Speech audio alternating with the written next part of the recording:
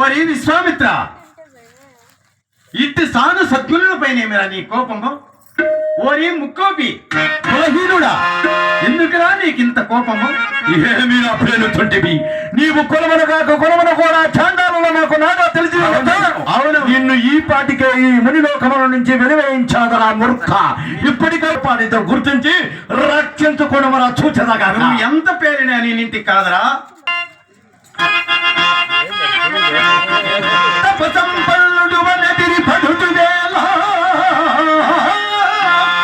ఓరి విశ్వామిత్ర, తపసంపల్లుడు వనదిని పడుతువేలా తప్పేమి చేస వెయ్యాతి వింతలోనా అతి గర్వమందగారిపై అబ్బాయంతటి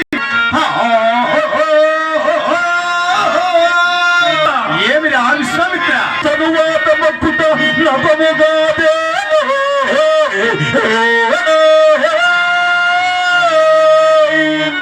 ఓరి విశ్వామిత్ర, బ్రహ్మాస్త్రము పిచ్చిక పైన ప్రయోగించినట్లు ఇట్టి సాను సత్వుల పైన ఏమిరా నీ కోపము? ఓరి విశ్వామిత్ర, ఈ ప్రతివాదములతో మనకు పని లేదు. మనం ఇక్కడ వెళ్ళి వెచ్చదాం. కాలము చెడ్డది కలగో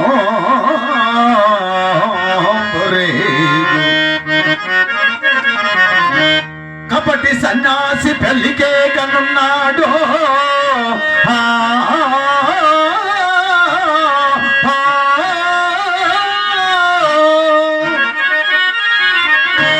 పెయ్యాల బయలుదేరుమో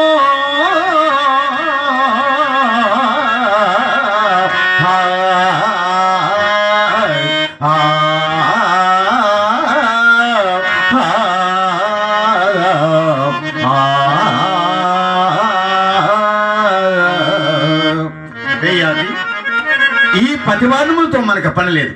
మనం ఇక వెళ్ళి వచ్చేదమా? రమ్మ వెళ్ళేదాం.